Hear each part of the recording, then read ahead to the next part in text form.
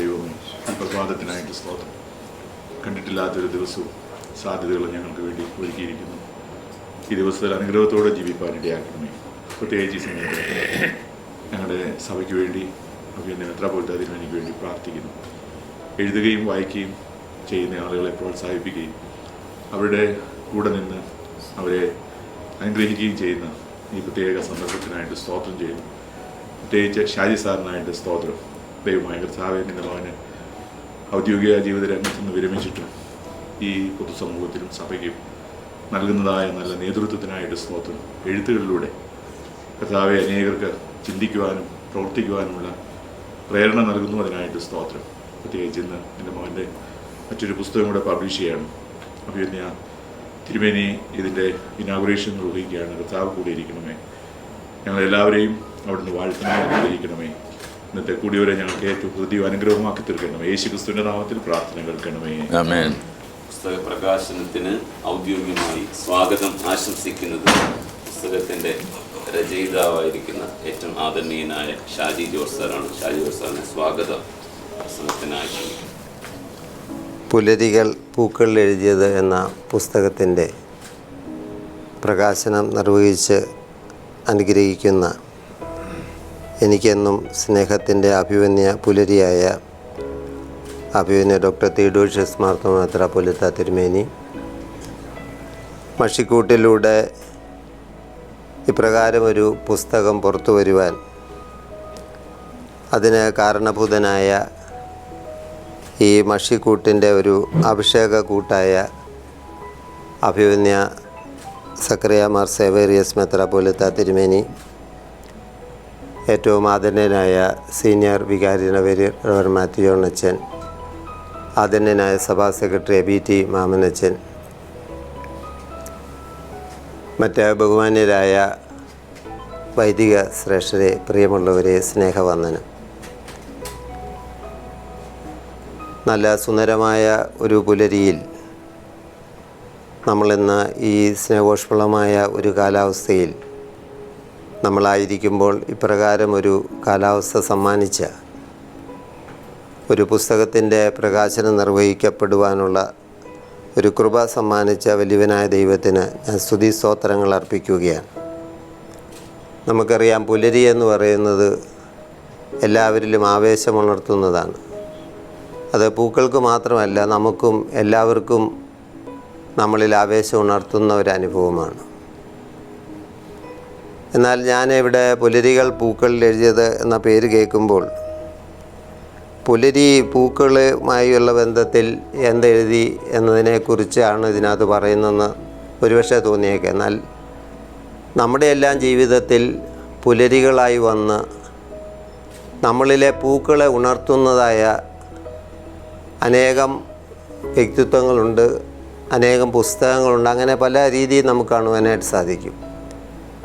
ഇപ്പോൾ അഭിമന്യ തിയോഡോഷ്യസ് തിരുമേനിയൊക്കെ ശാന്തിനികേതൻ സമ്മാനിച്ച ഒരു വരദാനം കൂടിയാണ്. ശാന്തിനികേതൻ അതിൻ്റെ ശില്പിയായ രവീന്ദ്രനാഥ് ടാഗോർ ഗീതാഞ്ജലി എഴുതുമ്പോൾ അദ്ദേഹം ഒരു പ്രഭാതത്തെ വർണ്ണിക്കുമ്പോൾ പറയും, ചിത്രശലഭങ്ങൾ പ്രകാശത്തിൻ്റെ സമുദ്രത്തിൽ പായി നിവർത്തി പായുന്നു, വെള്ളാമ്പലുകളും വാസന്തിപ്പൂക്കളും പ്രകാശത്തിൻ്റെ മാറത്ത് പൊന്തുന്നു, ഓരോ മേഘത്തിന് മുകളിലും വെളിച്ചം പൊന്നുവാരി വിതറുന്നു, തളിരിൽ നിന്ന് തളിരിലേക്ക് അളവറ്റ ആഹ്ലാദവും സന്തോഷവും പരക്കുന്നു, സ്വർഗീയ നദി അതിൻ്റെ തീരങ്ങളെ മുക്കിമൂടി ആനന്ദത്തിൻ്റെ പെരുവെള്ളം ഇതാ നാലുപാടും പരക്കുന്നു.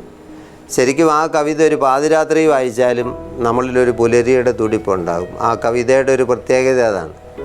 ഒരു പുസ്തകത്തിൻ്റെ ഒരു പ്രത്യേകത. ഈ അടുത്ത സമയത്ത് തന്നെ എളംകുളം പള്ളിയിൽ ഞാൻ ചെന്നപ്പോൾ അവിടെ ഒരു ഷിബു സാറിന് മഴ കാത്ത് കിടക്കും, നമ്മുടെ അവാർഡ് കിട്ടിയ പുസ്തകം ഞാൻ കൊടുത്തപ്പോൾ അത് കഴിഞ്ഞ് ഒരു ദിവസം സാറിനെ രാവിലെ വിളിച്ചിട്ട് പറഞ്ഞു, ഞാൻ സാറിനെ മഴ കാത്ത് കിടക്കും ഒരു വിത്താണ് വിളിക്കുന്നതെന്ന് പറഞ്ഞാണ് വിളിച്ചത്. അപ്പം ഞാൻ സാറിനോട് പറഞ്ഞു, നമുക്കൊരു പ്രകൃതിയിലൊരു മഴ നനയണമെങ്കിൽ നമ്മൾ മഴ പെയ്യുമ്പോൾ പുറത്തിറങ്ങി നിൽക്കണം. അതേസമയത്ത് ഒരു പുസ്തകത്തിൻ്റെ മഴ നനയണമെങ്കിൽ ആ പുസ്തകം കയ്യിലെടുത്താൽ മതി, അത് മഴയായി നമ്മളിൽ പെയ്യാൻ തുടങ്ങും. അപ്പോൾ ഞാൻ പറഞ്ഞ ടാഗോറിൻ്റെ ഗീതാഞ്ജലി അത് വായിക്കുന്ന സമയത്ത് ഏത് സമയത്തും അതൊരു പ്രഭാതം നമുക്ക് സമ്മാനിക്കുന്നതാണ്. അങ്ങനെ അപ്പോൾ ആ ഒരു വലിയൊരു പ്രഭാതമാണ്. അതുപോലെ ഈ പുസ്തകത്തിനെ സംബന്ധിച്ചിടത്തോളം അങ്ങനെ ഒരു പുലരിയായി വന്നത് പ്രിയപ്പെട്ട അലക്സ് തോമസ് അച്ഛൻ്റെ ഒരു വിളിയാണ്, മഷിക്കൂട്ടിൻ്റെ ഒരു സ്നേഹക്കൂട്ടാണ്. പ്രിയപ്പെട്ട അച്ഛൻ എന്നെ കഴിഞ്ഞ പ്രാവശ്യത്തെ നമ്മുടെ നീതി തേടുന്ന വേരുകൾ ജൂൺ 19 പ്രകാശനം ചെയ്തത്. അപ്പോൾ സാംജി ഘോഷച്ചൻ അടുത്ത പുസ്തകത്തിൻ്റെ നിർദ്ദേശങ്ങളൊക്കെ എനിക്ക് നൽകിയിരുന്നു. അടുത്ത പുസ്തകം ഇറങ്ങുമ്പോൾ വായനാ ധ്യാനം പോലെ എഴുതണം. സാർ ഒരു പുസ്തകം വായിച്ചിട്ട് അതിനെ എങ്ങനെ ധ്യാനിച്ച് അതിൽ നിന്ന് കിട്ടുന്ന രീതി എഴുതണമെന്നൊക്കെ പറഞ്ഞ് അതിൻ്റെ എഴുത്ത് ഞാൻ ആരംഭിച്ചതുമാണ്. പക്ഷേ അന്നേരം അടുത്ത ജൂൺ 19 നമ്മുടെ മനസ്സിലുള്ളത്. എന്നാൽ വളരെ അപ്രതീക്ഷിതമായിട്ടാണ് ഈ പ്രിയപ്പെട്ട അലക്സ് തോമസ് അച്ഛൻ ഇങ്ങനെ വിളിച്ച് മഷിക്കൂട്ടിന് സാറിൻ്റെ ഒരു പുസ്തകം പ്രസിദ്ധീകരിക്കണമെന്ന് ആഗ്രഹമുണ്ട്, സാർ ഒരു പുസ്തകം, പുതിയൊരു പുസ്തകം ഞങ്ങൾക്ക് തരാമെന്ന് ചോദിക്കുന്നത്. അത് സത്യത്തിൽ ഒരു ദൈവം അയച്ചിട്ട് വന്നൊരു പുലരി പോലെയാണ് പ്രിയപ്പെട്ട അച്ഛനെയും അച്ഛൻ്റെ ആ ഒരു വിളിയെയും ഞാനത് കേട്ടത്. അപ്പോൾ ഞാൻ പറഞ്ഞു അത് ഞാൻ തരാം എന്ന് പറഞ്ഞിട്ട് 2 ആഴ്ച കൊണ്ട് എഴുതിയതാണ്. ഇതിനകത്ത് 21 ആർട്ടിക്കിൾസ് 2 ആഴ്ച കൊണ്ട് എഴുതിയതാണ്. അപ്പോൾ ഇത് അച്ഛൻ എന്നോട് പറഞ്ഞപ്പോൾ ഞാൻ അന്നേരം നമ്മുടെ സോണി സാറ് ഇവിടെ ഉണ്ട്, വെളിയനാട് ആണ് അദ്ദേഹം ധാരാളം പുസ്തകങ്ങൾ വായിക്കുകയും അങ്ങനെ എന്നെ പ്രോത്സാഹിപ്പിക്കുകയും എൻ്റെ ഓരോ പുസ്തകത്തെയും കൃത്യമായി വിലയിരുത്തി നടത്തുകയും ചെയ്യുന്ന ആളാണ്. അപ്പോൾ സോണി സാറ് പറഞ്ഞു ഇതിൻ്റെ ഒരു സ്ട്രക്ചർ ഇങ്ങനെ ആകണമെങ്കിൽ നല്ല. ഇപ്പോൾ സാറിനെ എല്ലായ്പ്പോഴും ഞാൻ പുസ്തകം എഴുതുമ്പോൾ ഞാൻ 1 വർഷം എഴുതിയ ആർട്ടുകളെല്ലാം കൂടെ സമാഹരിച്ച് പിന്നെ സാംജി ഘോഷച്ചൻ മിടുക്കനായതുകൊണ്ട് അതിൻ്റെ അപാകതകളെല്ലാം പരിഹരിച്ച് പോരായ്മകളൊക്കെ നീക്കി അങ്ങനെയാണ് എഴുതുന്നത്. അപ്പോൾ ഇതൊരു പുസ്തകത്തിന് വേണ്ടി മാത്രം എഴുതാണ്ട് ഇതിൻ്റെ സ്ട്രക്ചർ ഇങ്ങനെ ആയിരിക്കണം എന്ന് പറഞ്ഞ് അപ്പോൾ ആ രീതിയിലൊരു സ്ട്രക്ചറാണ്. അപ്പോൾ ഇന്ന് തിരുമേനിയും പറഞ്ഞു വളരെ വ്യത്യസ്തമായ നല്ല സ്ട്രക്ചർ ആയിരിക്കുന്നെന്ന് പറയുകയുണ്ടായി. അപ്പോൾ അങ്ങനെ സാറ് പറഞ്ഞു. പിന്നെ ഈ പറഞ്ഞ പോലെ 2 ആഴ്ച കൊണ്ട് അത് എഴുതാനായിട്ട് ദൈവം കൃപ ചെയ്തു. സത്യത്തിൽ മഷിക്കൂട്ടിനോടൊക്കെ വലിയ നന്ദിയുണ്ട്. അഭിമന്യ തിരുമേനിയാണ് മഷിക്കൂട്ടിൻ്റെ എല്ലാമായി നിൽക്കുന്നത്. അതുപോലെ സക്രിയാച്ചന് മലങ്കര സഭാമാസികയുടെ ചീഫ് എഡിറ്ററായിട്ട് പ്രവർത്തിക്കുന്നു. ഞാൻ പറഞ്ഞ അലക്സ് തോമസ് അച്ഛനാണ് ഇതിനു വേണ്ടി എത്രയോ പ്രാവശ്യം അച്ഛൻ ഞങ്ങളുടെ വീട്ടിൽ വരികയും പ്രൂഫുമൊക്കെ ആയിട്ട് ബന്ധപ്പെട്ട കൊണ്ടുതരാനും എടുക്കാനും ഒക്കെ വന്ന് അതുപോലെ പുലരി പോലുള്ളൊരു മനുഷ്യനാണ് ഈ അലക്സ് തോമസ് അച്ഛൻ എന്നെനിക്ക് തോന്നിയിട്ടുണ്ട്. അപ്പോൾ ഞാൻ പറഞ്ഞ അങ്ങനെയാണ് ഇതൊരു രൂപപ്പെട്ടു വന്നത്. ഇതിൻ്റെ ഒന്നാമത്തെ ധ്യാനമെന്ന് പറയുന്നത് മഴയൊരു ധ്യാനമാണെന്നുള്ളതാണ്.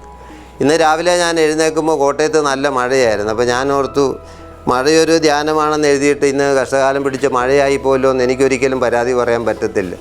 കാരണം വെച്ചാൽ നമ്മളൊരു യാത്രയിലൊക്കെ മഴയ്ക്ക് അതിൻ്റേതായ പ്രശ്നങ്ങൾ സൃഷ്ടിക്കാമല്ലോ. അപ്പോൾ എൻ്റെ ജീവിതത്തെ തന്നെ ഞാൻ എഴുതിയത് ഒന്നും കൂടെ ഓർമ്മിപ്പിച്ചു. നീ ഇത് എഴുതിയിട്ട് അങ്ങനെ ചിന്തിക്കുന്നത് ശരിയല്ലല്ലോ. എന്താണ് ഞാൻ പറഞ്ഞത്, അത് അവിടെ ഒരു മഴയൊരു ധ്യാനം സുധാമൂർത്തി എന്ന് പറയുന്ന ഇൻഫോസിസിൻ്റെ എല്ലാമായിരുന്നു നാരായണമൂർത്തിയുടെ സഹധർമ്മിണി എഴുതിയ ഒരു യാചകൻ നൽകിയ പാഠമെന്ന് പറഞ്ഞ ഒരു പുസ്തകത്തിൽ അത് അവരെഴുതിയ ഒരു ആർട്ടിക്കിൾ വായിക്കുകയുണ്ടായി.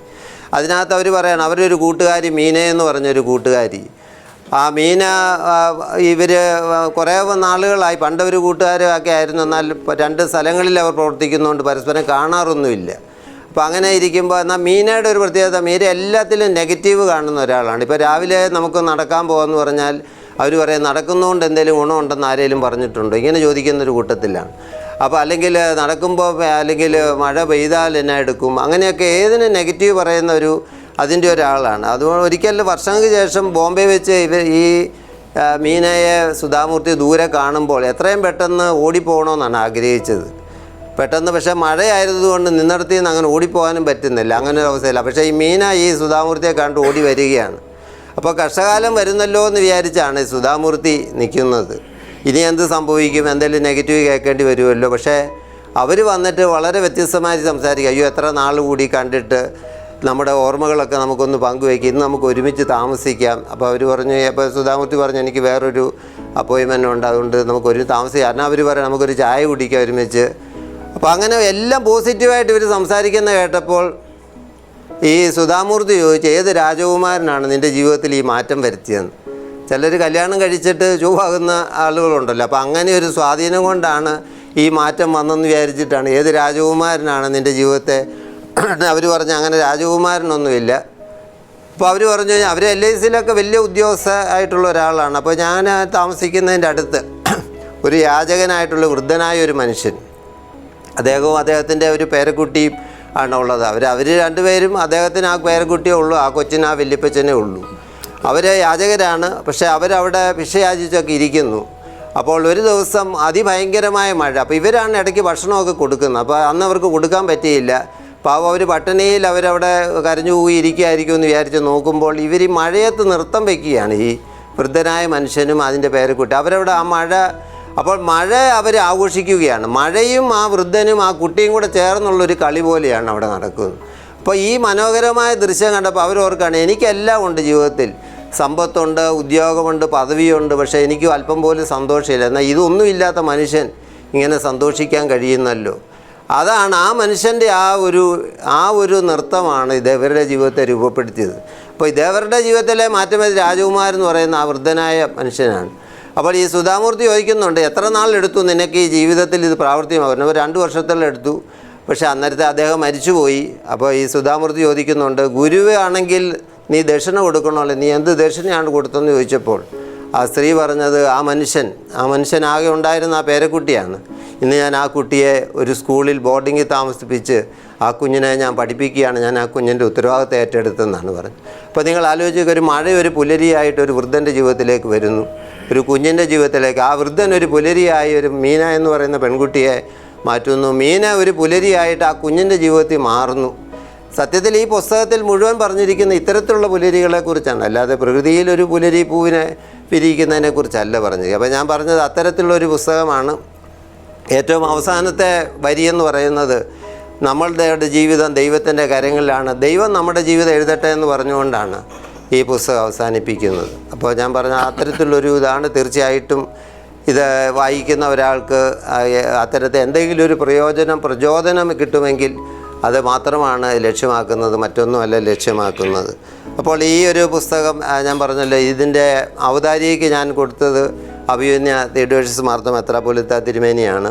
എൻ്റെ ഏത് ആർട്ടിക്കിൾ ഒരു പ്രസിദ്ധീകരിച്ച് വന്നാലും ഞാൻ ആദ്യം അയക്കുന്നത് വാസ്തവത്തിൽ തിരുമേനിക്കാണ്. കാരണം തിരുമേനി അത് കൃത്യമായിട്ട് വായിച്ച് അതിൻ്റെ ഒരു റിഫ്ലക്ഷനൊക്കെ പറയും, അതിൻ്റെ ഒരു ആസ്വാദനമൊക്കെ പറയും, എന്നെ പ്രോത്സാഹിപ്പിക്കുന്ന ആരാണ്. അതുകൊണ്ടാണ് ഞാൻ പറഞ്ഞത്, എൻ്റെ ഈ എഴുത്ത് ജീവിതത്തിലും എൻ്റെ ഈ സഭാജീവിതത്തിലുമൊക്കെ എനിക്കൊരു അഭിമന്യ പുലരിയാണ് അഭിമന്യ തിരുമേനിയുടെ ഈ നമ്മുടെ ചീറ്റയിൽ ഞാൻ 16 വർഷം ഉണ്ടായിരുന്നല്ലോ.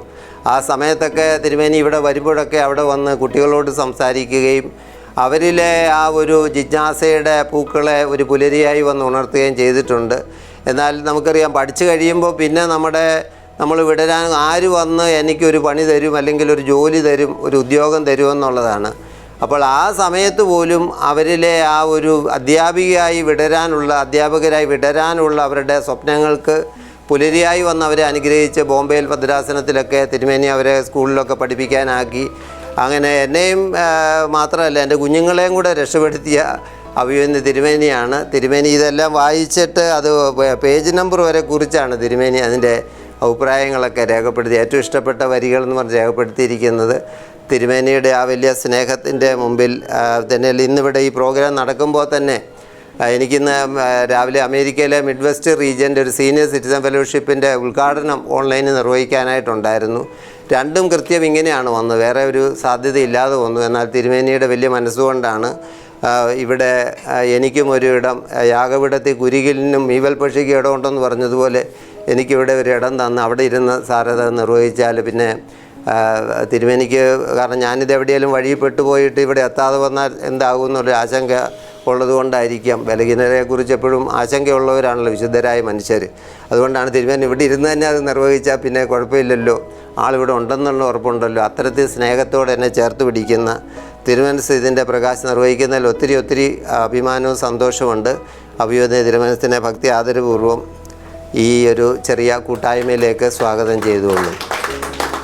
ഞാൻ പറഞ്ഞല്ലോ, സക്രിയാമ സേവേരിസ് മെത്രാപ്പോലിത്തയാണ്. തിരുമേനിയാണ് ഈ മഷിക്കൂട്ടിൻ്റെ എല്ലാമായിട്ട് ഇരിക്കുന്നത്. തിരുമേനിയുടെ ധ്യാനങ്ങൾ എത്രയോ വർഷങ്ങളായിട്ട് എല്ലാ പുസ്തകം, ഒരിക്കലും ഈ ഒരു സെറ്റായിട്ട് പുസ്തകം ഇറക്കിയിരുന്നു, അതും ഞാൻ വാങ്ങിച്ചതാണ്.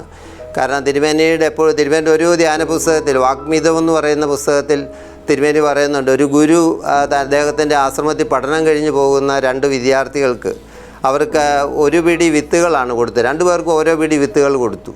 അപ്പോൾ പോകുന്ന വഴിക്ക് അയാൾക്ക് വിശന്നപ്പോൾ അയാൾ അത് ചുട്ട് തിന്നു, അയാളുടെ വിശപ്പടക്കം, അയാളുടെ വിശപ്പ് മാറി. എന്നാൽ മറ്റേ ആൾ അങ്ങനെ തിന്നാതെ അത് കൊണ്ടുപോയി വീട്ടിൽ തൻ്റെ ഒരു തൊടിയിൽ ആ വിത്ത് വിതച്ച് അതിൽ നിന്ന് ഫലം ഉണ്ടായി. അനേകർ അതിൽ നിന്ന് ആ ഫലം ഭക്ഷിച്ച് തൃപ്തിപ്പെടുവാനായിട്ട് കാരണമായി തീർന്ന ഒരു അനുഭവത്തെക്കുറിച്ച് പറയുന്നുണ്ട്. ഇപ്പം എന്നെ സംബന്ധിച്ചിടത്തോളം ഈ നമ്മൾ ഈ വിത്തൊക്കെ വെറുതെ നമ്മൾ ചുട്ട് തിന്നാതിരിക്കാൻ വേണ്ടിയാണ് ഈ പുസ്തകത്തിൽ എഴുതുന്നത്. അല്ലെങ്കിൽ നമ്മൾ ധ്യാനിച്ച് നമ്മുടെ ജീവിതത്തിൽ സന്തോഷമൊക്കെ കിട്ടി അങ്ങനെയൊക്കെ അങ്ങ് പോയെന്ന് വരും. എന്നാൽ ഇത് നടാനായിട്ടൊരു പൂന്തോട്ടം വേണമല്ലോ. അപ്പോൾ അതിനുവേണ്ടി ആണ് ആ പൂന്തോട്ടം ഒരുക്കി തന്നത് പ്രിയപ്പെട്ട തിരുമേനിയാണ്. തിരുമേനിയെ വളരെ ഭക്തിയാദരപൂർവ്വം സ്വാഗതം ചെയ്യുന്നു. അതുപോലെ സീനിയർ വികാരി പേര് മാത്യു അച്ഛനുണ്ട്, അതുപോലെ BT മാമനച്ഛനുണ്ട്, ഡേവിഡ് ദാനിയേൽ അച്ഛനുണ്ട്, അതുപോലെ എല്ലാ പ്രിയപ്പെട്ടവരും ഇവിടെ എല്ലാ ക്രമീകരണം ചെയ്ത കെയ്വറിസ് അച്ഛന് മറ്റ് പ്രിയപ്പെട്ട അച്ഛന്മാർ. നമ്മുടെ അലക്സ് തോമസ് അച്ഛനാണ് ഇതിൻ്റെ എല്ലാം ഓടി നടന്നത്. പിന്നെ സക്രിയ അച്ഛനും ഇന്ന് വന്നിട്ടുണ്ട്. അതുപോലെ പ്രിയപ്പെട്ടവരായ നിങ്ങളെല്ലാവരെയും വളരെ ഹൃദയപൂർവ്വം സ്വാഗതം ചെയ്തുകൊണ്ട് ഞാൻ എൻ്റെ വാക്കുകൾ അവസാനിപ്പിക്കട്ടെ. പുല്ലരികൾ പൂക്കൾ എഴുതിയത് എന്ന പുസ്തകത്തിൻ്റെ പ്രസാദകർമ്മം നിർവഹിക്കാനായിട്ട് പോകുന്നതായിരുന്ന നിമിഷമാണിത്.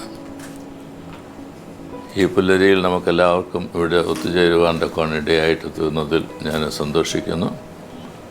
ഈ പുസ്തകത്തെക്കുറിച്ചുള്ള ഉദ്ദേശമെല്ലാം തന്നെ ഇപ്പോൾ ഷാജി ജോസ് സാറ് നമ്മളോട് പറയുകയും ചെയ്തു. സാറിൻ്റെ 22ാമത്തെ പുസ്തകമാണിത്. സാറിനൊരു പുസ്തകം എഴുതുന്നതിന് 2 ആഴ്ച ആവശ്യമുള്ളൂ എന്നുള്ളത് ഇന്ന് രാവിലെ എനിക്ക് കിട്ടിയതായില്ല. പുലരി എന്നിൽ വിടർത്തിയതായിട്ടുള്ളൊരു പൂവാണ്. അതുകൊണ്ട് അതെഴുതിയതായിട്ടുള്ള സാറിനെ പ്രത്യേകമായിട്ട് അഭിനന്ദിക്കുന്നു. അടുത്തത് ശില്പശാലയിലാണ് എന്നത് സൂചിപ്പിക്കുകയും ചെയ്തുവല്ലോ. ഇത് വളരെ മനോഹരമായിട്ടുള്ള രീതിയിലാണ് സാർ എഴുതിയിരിക്കുന്നത്. ഈ പുസ്തകത്തിൻ്റെ ആദ്യ ഭാഗത്ത് ഏതെങ്കിലും ഒരു പുസ്തകത്തെക്കുറിച്ച് ഏതെങ്കിലും ഒരു സംഭവത്തെക്കുറിച്ചൊക്കെ വിവരിച്ചതിന് ശേഷം വിശുദ്ധ വേദപുസ്തകത്തിലെ ഏതെങ്കിലും ഒരു വാക്യം ഉദ്ധരിക്കും. അതിനുശേഷം ഹൃദയപാഠങ്ങൾ എന്ന് പറയുന്നതായിട്ടുള്ള ചില വരികൾ കുറിക്കും. പിന്നീട് വേറൊരു ഉദാഹരണങ്ങളായിട്ട് നറേറ്റീവായിട്ട് എന്തെങ്കിലും കൂട്ടിച്ചേർക്കും. അങ്ങനെയാണ് ഓരോ പാഠവും ഇതിനകത്ത് എഴുതിയിരിക്കുന്നത്. 21 അധ്യായങ്ങളാണ് ഈ പുസ്തകം രേഖപ്പെടുത്തിയിരിക്കുന്നത്. ഇതിൻ്റെ ഗുണപാഠങ്ങളിൽ വളരെ നമ്മെ ചിന്തിപ്പിക്കുന്നതായിട്ടുള്ള വിഷയങ്ങളൊക്കെ ഏറെയുണ്ട്. അതെല്ലാം തന്നെ നാം വായിക്കുന്നതായിട്ടുള്ള അവസരത്തിൽ നാം അവിടെ അങ്ങ് ചിലപ്പോൾ സ്റ്റക്കായി പോകും. ഒരു പുല്ലരി പൂവ് വിടർത്തുന്നതായിട്ടുള്ള അവസരത്തിൽ അത് വിടർന്ന് അധികം നാൾ നിൽക്കുകയില്ല. എന്നാൽ അതിൽ നിന്ന് വ്യത്യസ്തമായിട്ടുള്ളൊരു അനുഭവമാണ് നമുക്കുണ്ടാകുന്നത്. ഈ നമ്മിൽ വിടർത്തുന്നതായുള്ള പൂവ് അത് അനേകരെ ആകർഷിക്കുന്നു എന്ന് മാത്രമല്ല, നമ്മളെ തന്നെ ചിന്തകളിലേക്ക് നയിക്കുകയും കൂടുതൽ ചിന്തിപ്പാൻ തക്കവണ്ണം സഹായിക്കുകയും ചെയ്യും. ഈ പുസ്തകം 2 പ്രാവശ്യമെങ്കിലും ഞാൻ വായിച്ചിട്ടുണ്ട്. എൻ്റെ അർത്ഥം ഈ പുസ്തകം വായിച്ചാൽ മതി വരികയില്ല എന്നതാണ്. വീണ്ടും വീണ്ടും വായിക്കണം എന്നും തോന്നും. അതുകൊണ്ട് വായിച്ചു തീർക്കേണ്ടതായൊരു പുസ്തകമായിട്ടല്ല ഞാൻ ഇതിനെ കാണുന്നത്. വീണ്ടും വീണ്ടും വായിക്കാനായിട്ടുള്ള വായന തുടങ്ങേണ്ടതായുള്ളൊരു പുസ്തകമായിട്ടാണ് ഞാൻ കാണുന്നത്. അതുകൊണ്ട് പെട്ടെന്ന് വായിച്ചു തീർക്കുന്നതിനായിട്ട് ആരും ശ്രമിക്കാതെ ഓരോ പാഠവും വായിക്കുന്നതായിട്ടുള്ള അവസരത്തിൽ, ഓരോ അധ്യായം വായിക്കുന്നതായിട്ടുള്ള അവസരത്തിൽ കൂടുതൽ ചിന്തിപ്പാനായിട്ടും അത് നമ്മളുടെ ജീവിതത്തിൽ എഴുതുന്നതിനായിട്ടും അപ്രകാരം നമ്മളുടെ ജീവിതം തന്നെ ഒരു പൂവായിട്ട് വിടരുന്നതിനായിട്ടും സംഗതിയാകട്ടെ എന്നുള്ള പ്രാർത്ഥനയോടും ആശംസയോടും ഇനി 23ാമത്തെ പുസ്തകം എന്നാണ് വരുന്നത് എന്ന് കാത്തിരിക്കുന്നതായിട്ടുള്ള ഒരു വിത്തായിട്ട് തീർന്നുകൊണ്ടും ഈ മനോഹരമായിട്ടുള്ള പുസ്തകം നമ്മളുടെ സേവ്യറിയസ് തിരുമേനിക്ക് നൽകിക്കൊണ്ട് ഞാൻ പ്രകാശനം ചെയ്യുന്നു. ദൈവം നമ്മെ അനുഗ്രഹിക്കട്ടെ.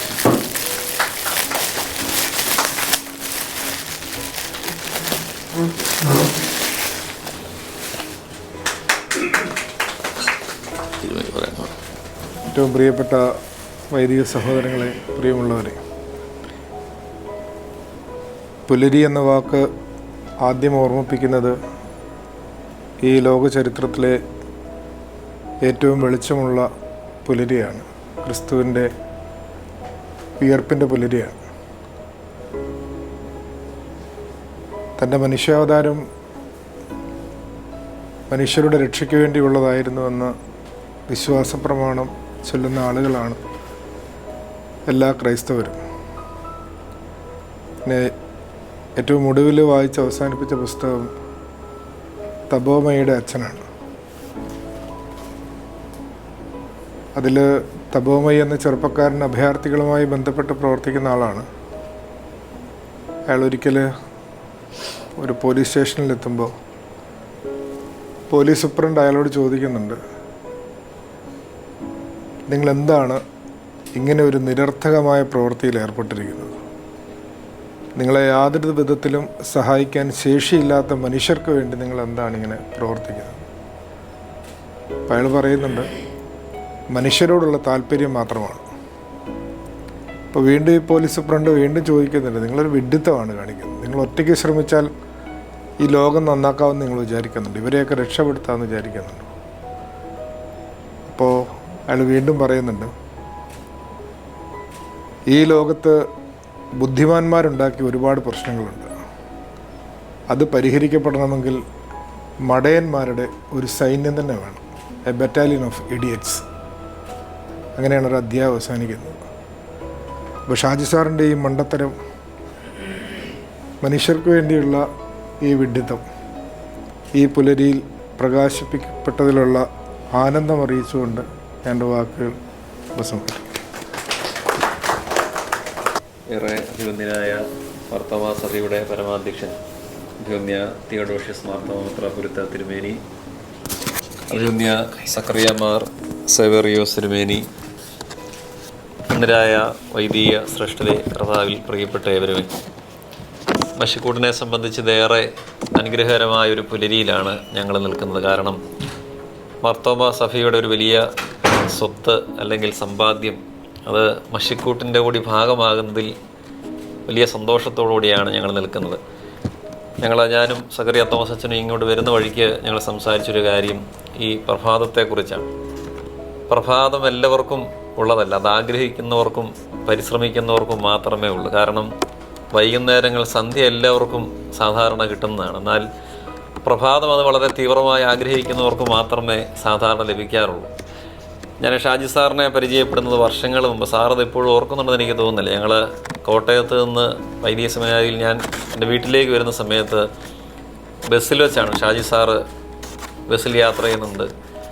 ആ സമയത്ത് ക്രിസ്തു അലങ്കരിച്ച അത്യവൃക്ഷം എന്ന പുസ്തകം വായിച്ച് സാറിനെ മനസ്സിലാക്കിയ സമയത്താണ്, സാറിനോട് പരിചയപ്പെട്ടു. അതിനുശേഷം അങ്ങനെ പരിചയമൊന്നുമില്ല. അങ്ങനെ ഇരിക്കുന്ന സമയത്താണ് ഈ മഷിക്കൂട്ടിൻ്റെ പുതിയ പുസ്തകങ്ങൾ പ്രസിദ്ധീകരിക്കുന്ന സമയത്ത് ഞങ്ങളുടെ മനസ്സിലൊരു ആഗ്രഹമുണ്ട്, ഷാജി ജോർജ് സാറിൻ്റെ ഒരു പുസ്തകം അത് കിട്ടിയാൽ വളരെ സന്തോഷത്തോടെ ആഗ്രഹത്തോടെ ഞങ്ങൾ പ്രസിദ്ധീകരിക്കണമെന്നുള്ളൊരു ചിന്ത ഞങ്ങളുടെ മനസ്സിൽ വരുന്നു. അങ്ങനെ ബഹുമാനപ്പെട്ട ഷാജി സാറിനെ സമീപിക്കുകയും സാർ ഏറെ സന്തോഷത്തോടെ ഇത്രയും പുസ്തകങ്ങൾ CSSനാണ് നൽകിയതെന്ന് ആദ്യമേ തന്നെ പറഞ്ഞു.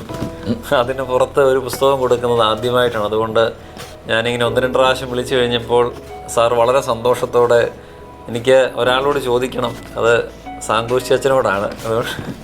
അപ്പം ചോദിച്ചതിന് ശേഷം സാറ് പിറ്റേ ദിവസം തന്നെ അതിനൊരു മറുപടി പറഞ്ഞു. സന്തോഷത്തോടെ ഞങ്ങൾ ഒരുമിച്ച് ചേർന്ന് ഈ ഒരു പുസ്തകം, അത് സാധാരണ ഒരു പുസ്തകം പ്രകാശനം ചെയ്യുക എന്നുള്ളതിനേക്കാൾ ഉപരിയായി ഒരു ദൈവാനുഗ്രഹത്തിൻ്റെ ഒരു അനുഭവം അതിലുണ്ട്. കാരണം ആ പുസ്തകം പ്രസ്സിലേക്ക് അയക്കുന്നതിന് മുമ്പോ അല്ലെങ്കിൽ അതിൻ്റെ ലേഔട്ട് കഴിയുമ്പോഴോ എല്ലാം സാറ് ഒന്ന് പ്രാർത്ഥിക്കാനുള്ളൊരു മനസ്സ്, അല്ലെങ്കിൽ പ്രാർത്ഥിക്കണമെന്ന് സാർ നിർബന്ധപൂർവ്വം പറയാറുണ്ടായിരുന്നു. അതുകൊണ്ട് തന്നെ ഈ പുസ്തകം നമ്മൾ സാധാരണ പ്രസ്സിൽ കൊടുത്ത് പ്രിൻ്റ് ചെയ്ത് വരുന്ന ഒരു പുസ്തകം എന്നുള്ളതിനേക്കാൾ ഉപരിയായി ഈ പ്രചോദനാത്മകമായ പാഠം തീർച്ചയായിട്ടും നമുക്കിതിൻ്റെ അകത്ത് ഉൾക്കൊള്ളാനായിട്ട് സാധിക്കും എന്നുള്ളതിന് യാതൊരുവിധമായ സംശയമില്ല. ഈ പുസ്തകം പുലരികൾ പൂക്കളിൽ എഴുതിയതെന്നുള്ളതായ ഈ പുസ്തകം പുലാത്തിനിൽ വെച്ച് പ്രസിദ്ധീകരിക്കുവാനായിട്ട് വലിയൊരു മനസ്സ് മാർത്തോമാ സഭയുടെ പരമാധ്യക്ഷൻ അഭിവന്ദ്യ തിയോഡോഷ്യസ് മെത്രാപ്പൊലീത്ത തിരുമനസ്സുകൊണ്ട് കാണിച്ചു എന്നുള്ളത് ഞങ്ങളെ സംബന്ധിച്ച് ഒരു വലിയ അംഗീകാരമായി, വലിയൊരു ആദരവായി സമയത്ത് കാണുകയാണ്. ഈ പുസ്തകം പ്രകാശനം ചെയ്ത് ഞങ്ങളെ അനുഗ്രഹിച്ച അഭിവന്ദ്യ പിതാവിനോടുള്ളതായ ഭക്തി ആദരവുകൾ ഈ സമയത്ത് അറിയിക്കുകയാണ്. അതോടൊപ്പം ഞങ്ങളാരും അടുത്ത കാലത്തെങ്ങും കണ്ടിട്ടില്ല അവതാരി എന്നതിനെ പറയാമെന്നോ ഒരു പഠനമെന്നോ അല്ലെങ്കിൽ ഒരു ആസ്വാദം എന്താണിത് പറയേണ്ടതെന്നുള്ളത് അവതാരികയായി ഇതിനെ കുറയ്ക്കണമെന്നുള്ളതാണ് എൻ്റെ ഒരു സംശയം. കാരണം ഒരു സഭയുടെ പരമാധ്യക്ഷൻ സാധാരണഗതിയിൽ സെക്രട്ടറിമാരുടെയിലൊക്കെ കൊടുത്താണ് സാധാരണ, കാരണം തിരക്കുകൾ കൊണ്ട് അവതാരികയൊക്കെ നേരിട്ട് മുഴുവനും എഴുതാൻ സാധിക്കുമെന്നുള്ള സംശയമാണ്. എന്നാൽ ഈ പുസ്തകത്തിൻ്റെ ഓരോ പേജ് നമ്പർ സഹിതം ഒരു അവതാരികയിൽ വരിക എന്ന് പറഞ്ഞാൽ അടുത്ത കാലത്തെങ്ങും ഒരു പുസ്തകത്തിലും കണ്ടിട്ടില്ല. അതുകൊണ്ട് അഭിവന്ദ്യ പിതാവിൻ്റെ ഒരു സമർപ്പണം, ഈ ഒരു പുസ്തകത്തോടുള്ള അക്ഷരങ്ങളെ ഉപാസിക്കുന്ന ഒരാൾക്ക് മാത്രമേ അത് സാധിക്കുകയുള്ളൂ. അഭിവന്ദ്യ പിതാവിനോട് പ്രത്യേകമായ ആദരവും നന്ദി ഈ സമയത്ത് അറിയിക്കുകയാണ്. അതുപോലെ സക്രിയമാർ സേവറി തിരുമേനിക്ക് നന്ദി പറയുക എന്നുള്ളത് ഒരു ഔചിത്യക്കേടാണ്. അതുകൊണ്ട് തന്നെ പറയുന്നില്ല. കാരണം തിരുമേനിയാണ് ഇതിൻ്റെ എല്ലാ ഭാഗവും. അതുകൊണ്ട് തിരുമേനിയുടെ സാന്നിധ്യത്തെ ഏറെ സ്നേഹത്തോടെ കാണുകയാണ്. അതുപോലെ മറ്റ് വൈദിക ശ്രേഷ്ഠർ, സാംകോശിയച്ചൻ, ഞാനിവിടെ ഇരുന്നപ്പോൾ ഓർത്തത്, സാംകോശിയച്ചൻ വൈകി CSSൻ്റെ ചുമതലയേറ്റത് മാർത്തോമാ സഭയ്ക്ക് ഒരു നഷ്ടവും മഷിക്കൂട്ടിനൊരു ലാഭമാണ്. കാരണം ഇല്ലെങ്കിൽ നേരത്തെ കുറേ പുസ്തകങ്ങളൂടെ ഞങ്ങളുടെ കയ്യിൽ നിന്ന് പോയേനെ. കാരണം KM ജോർജിൻ്റെ പുസ്തകം വരെ അടുത്ത കാലത്ത് അച്ഛൻ പെട്ടെന്ന് കൊണ്ടുപോയി. അതുകൊണ്ട് എന്നെ സംബന്ധിച്ച് വ്യക്തിപരമായൊരു സന്തോഷം നിത്യമായി പ്രചോദിപ്പിക്കുന്ന ഒരു വൈദികനാണ് സാംകോശി അച്ഛൻ. അത് അച്ഛൻ ഇരിക്കുന്നതുകൊണ്ട് മുഖസ്തുതി പറയുന്നതല്ല. ഈ പുസ്തക പ്രസാധക രംഗത്തുള്ള എല്ലാവർക്കും അതറിയാം. കാരണം ഒരു പുസ്തകം നമ്മൾ ഒരു എഴുത്തുകാരൻ്റെ കയ്യിൽ നിന്ന് കിട്ടണമെങ്കിൽ വളരെ തന്ത്രപരമായി നമ്മളത് കൊണ്ടുപോകും. എന്നാൽ ഷാജി ജോർജ് സാറിൻ്റെ പുസ്തകം വന്നപ്പോൾ അച്ഛൻ വളരെ ആത്മാർത്ഥമായി അത് മഷിക്കൂട്ടി തീർച്ചയായിട്ടും പ്രസിദ്ധീകരിക്കണമെന്ന് പറഞ്ഞ് അതിൻ്റെ ഓരോ കാര്യങ്ങളും ഞങ്ങളോട് സ്നേഹത്തോടെ ഞങ്ങളെ ചേർത്ത് പിടിച്ചു. വൈദികർക്കിടയിൽ അങ്ങനെ ചേർത്ത് പിടിക്കലുകളൊക്കെ എത്രത്തോളം ഉണ്ടെന്നുള്ളത് നമുക്ക് തന്നെ അറിയാം. അപ്പോൾ അതുകൊണ്ട് അച്ഛൻ പ്രത്യേകിച്ച് ഈ ഒരു പ്രസാധക രംഗത്ത് അച്ഛൻ വളരെ ആത്മാർത്ഥമായി മഷിക്കൂട്ടിനെ സപ്പോർട്ട് ചെയ്യുന്നതിലുള്ളതായ ഞങ്ങളുടെ സന്തോഷം അച്ഛൻ ആത്മാർത്ഥമായിട്ട് ഞങ്ങളുടെ ഭാഗത്ത് നിന്ന് അറിയിക്കുകയാണ്. അതുപോലെ കടന്നു വന്ന എല്ലാ വന്നിരായ വൈദിക ശ്രേഷ്ഠനും പ്രിയപ്പെട്ടവരും, നിങ്ങളുടെ സാന്നിധ്യമാണ് ഈ പുലരി ഇത്രമേൽ സൗരഭ്യം പരത്തുവാനായിട്ടിടയായത്. നിങ്ങളെല്ലാവരോടും ഉള്ളതായ നന്ദി സ്നേഹം അറിയിക്കുന്നു. ഷാജി ജോർജ് സാറിനോട് ഒരിക്കൽ കൂടി വ്യക്തിപരമായി ഇങ്ങനെയൊരു മഹത്തായ ഒരു കൃതി അത് മഷിക്കൂട്ടിന് വേണ്ടി നൽകി. ഇതിനോടൊപ്പം തന്നെ പ്രസാദനം ഇന്നാണ് ഇതിൻ്റെ പ്രകാശന കർമ്മം നിർവഹിക്കുന്നതെങ്കിലും ഇതിനോടൊപ്പം തന്നെ നിരവധി പേരുടെ കയ്യിലേക്ക് ഇത് താല്പര്യത്തോടെ ഈ പുസ്തകം എത്തിയിട്ടുണ്ട്. അവരൊക്കെ വളരെ ആകാംക്ഷയോടെ വളരെ സന്തോഷത്തോടെ ഇത് വായിച്ചു തുടങ്ങിയിട്ടുണ്ട്. തീർച്ചയായും നിരവധി പതിപ്പുകൾ ഈ പുലരികൾ പൂക്കളിൽ എഴുതിയതെന്നുള്ളതായ പുസ്തകത്തിന് വരുമെന്നുള്ളതിന് സംശയമില്ല. ഷാജി ജോർജ് സാറിനോടും കുടുംബത്തോടുമുള്ളതായ നന്ദി സ്നേഹം അറിയിച്ചുകൊണ്ട് വാക്കുകൾ നിർത്തുന്നു. ദൈവം അനുഗ്രഹിക്കും. നല്ല ദൈവമേ, സ്വർഗസ്വപിതാവേ, ഒരു അനുഗ്രഹിക്കപ്പെട്ട ഒരു പുലരി നീ ഞങ്ങൾക്ക് സമ്മാനിച്ചതോർത്ത് സ്തോത്രം ചെയ്യുന്നു. ഓരോ പുലരിയും ഞങ്ങൾക്ക് അർത്ഥമുള്ളതാകുന്നത്, അനുഗ്രഹപ്രദമാകുന്നത് ഞങ്ങളെ പുലരികളോട് ഞങ്ങൾ കാത്തു സൂക്ഷിക്കുന്ന സമീപനമാണെന്ന് വേണ്ടി ഞങ്ങളെ ഓർമ്മിച്ചതോർത്ത് സ്തോത്രം ചെയ്യുന്നു. ദൈവമായ കർത്താവേ, ഓരോ പുലരിയും ദൈവത്തിൻ്റെ വരദാനമെന്ന് മനസ്സിലാക്കി ഞങ്ങളെ മറ്റുള്ളവരുടെ ജീവിതത്തിൽ ഒരു പുലരികളായി രൂപപ്പെടുവാൻ ഞങ്ങളെ നീ സഹായിക്കണമേ. അതിന് പ്രയോജനാത്മകമായിട്ടുള്ള രചനകൾ സമ്മാനിക്കുന്ന എല്ലാ പ്രിയപ്പെട്ടവരെ ഓർത്ത് സ്തോത്രം ചെയ്യുന്നു, ഇതിനെ സ്തുതിക്കുന്നു. പ്രത്യേകിച്ച് ഷാജി ജോർജ് സാറിനായിട്ട് ഇതിനെ സ്തുതിക്കുന്നു.